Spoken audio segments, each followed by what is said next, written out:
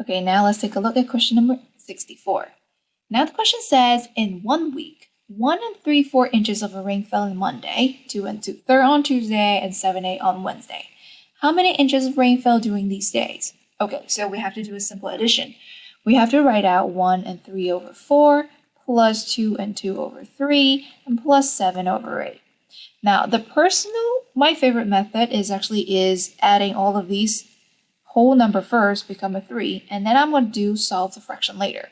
Of course, you can turn every single one into improper fraction. We can have 7/4, and then we're going to have 8/3, and then 7/8, and then simplify all of these denominator at the same time.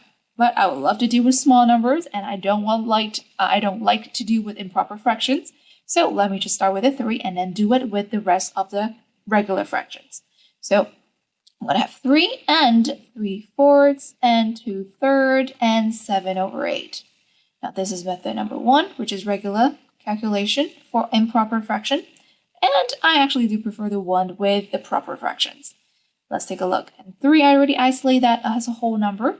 Now I'm going to observe what is the common denominator between 4 and a 3 and an 8? Well, 4 and 8 already share a common denominator, which is 8. So we're going to turn to only target the 3 and 8. So, well, it's only 24. There's nothing much we can do. So I'm going to go ahead and do a 24. So it's 4 times 6 will become a 24 in here. So I'm going to do it times 6, which is going to be 18. Now 3 times an 8 is 24. So in here, I want to times an 8, we'll make it into a 16. And then 8 is going to times 3, so 7 got to times 3. So it's going to be 21. And I know that based on these big number, I definitely won't get a 3 something. Now let's go ahead and add all of these together. So 18, 16, 21, I'm going to add on with what? Now 8 and 6 and 1, I'm going to have a 5, which is 7 and 8. And I'm going to have a 1 addition, which is going to be 1, 1, 1, and 2, I'm going to have a 5 out of 24. Well, this is definitely a big number. Let's go ahead and turn it into improper fraction.